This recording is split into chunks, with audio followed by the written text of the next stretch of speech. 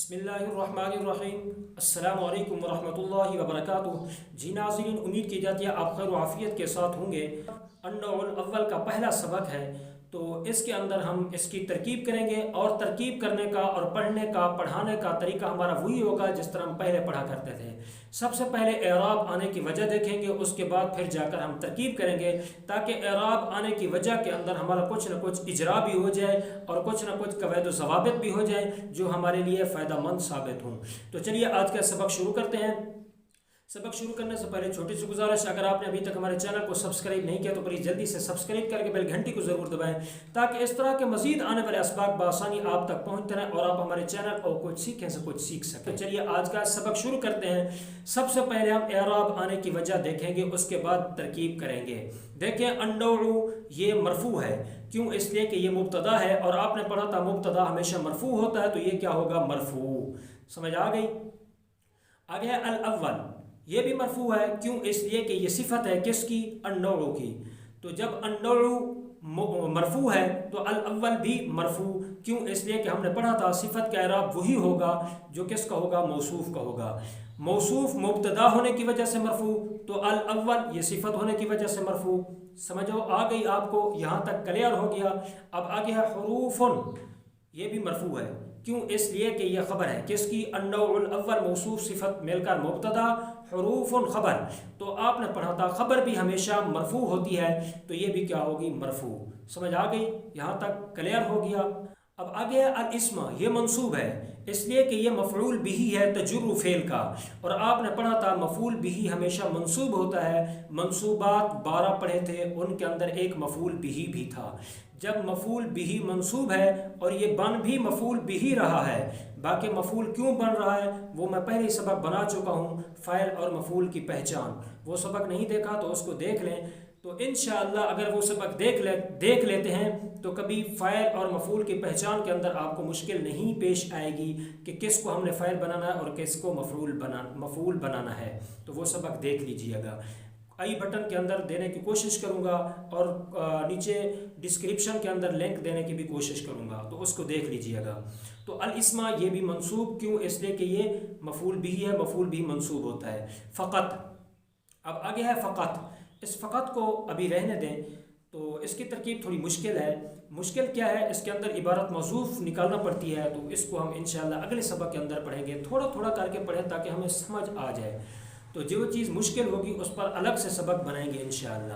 تو یہ اگلے سبق کے اندر اس کی ترکیب کریں گے، اس کو ابھی رہنے دیں۔ ٹھیک ہو گیا؟ اب آگے ہے وَتُسَمَّى وَو، یہ حرف ہے، حروف تمام کے تمام مبنی ہوتے ہیں، ان کا اعراب عامل کے بدلنے سے تبدیل نہیں ہوگا۔ تسمى یہ فعل مضارع ہے، حروفاً یہ کیا ہے؟ منصوب ہے، اس لیے کہ یہ مفعول بھی ہے، ابھی پڑھا مفعول بھی ہمیشہ منصوب ہوتا ہے، تو یہ منصوب ہوگا۔ جارتن یہ بھی منصوب ہے، کیوں؟ اس لیے کہ حروفاً موصوف، جارتن صفت، تو ابھی پڑھا صفت کا اعراب وہی ہوتا ہے جو کس کا ہو؟ موصوف کا ہو۔ موصوف جو ہے مفعول بھی ہونے کی وجہ سے منصوب ہے، تو جارتن صفت یہ اس حروفاً کی وجہ سے کیا ہوگا؟ منصوب۔ ٹھیک ہو گیا؟ اب آگے ہے وَهِيَ 17، وَهِيَ وہ حرف ہے، حروف تمام کے تمام مبنی ہوتے ہیں، ہیا مبتدا مرفوع ہے، باقی رفع نظر کیوں نہیں آ رہا؟ یہ ضمیر مبنی ہے، اور مبنی کا اعراب عامل کے بدلنے سے تبدیل نہیں ہوا کرتا، تو اس کا اعراب تبدیل نہیں ہوگا۔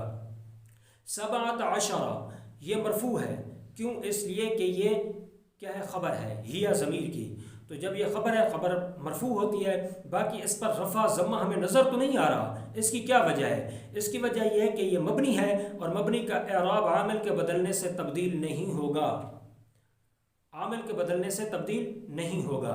تو باقی یہ مبنی کیوں ہے؟ اس لیے کہ جہاں پر ہم نے مبنی کی تعریفات اور اس کی مثالیں پڑھی تھیں، وہاں ہم نے پڑھا تھا اس کا کوئی حصہ حرف کو شامل ہو۔ مثال پڑھی تھی 11، اصل کے اندر 11 تھا، تو یہ 19 یہ بھی اصل کے اندر 19 تھا، تو اس کا ایک حصہ حرف کو شامل ہے، اس وجہ سے یہ مبنی ہے، تو مبنی کا اعراب عامل کے بدلنے سے تبدیل نہیں ہوگا، تو اس وجہ سے اس کا اعراب تبدیل نہیں ہوا۔ اب آگے ہے حرفاً، یہ منصوب ہے، کیوں؟ اس لیے کہ یہ تمییز ہے، اور منصوبات میں سے آپ نے تمییز کو پڑھا تھا، تمییز ہمیشہ منصوب ہوتی ہے، تو حرفاً یہ تمییز ہونے کی وجہ سے منصوب ہے۔ باقی ہم نے اس کو تمییز بنایا کیوں ہے، آخر کس وجہ سے اس کو تمییز بنایا ہے، دیکھیں میں نے کہا ہے تھوڑا تھوڑا کر کے پڑھیں گے تاکہ ہمیں اچھی طرح سمجھ آتا جائے۔ تو جب میں ترکیب کروں گا آپ کو وجہ بھی بتاؤں گا، جب وہ وجہ سن لیں گے تو انشاءاللہ جہاں پر بھی تمییز آئے گی آپ کو پہچان کے اندر مشکل نہیں ہوگی، آپ فوراً ہی پہچان لیں گے کہ ہم نے اس کو تمییز بنانا ہے۔ تو اب ترکیب کرتے ہیں۔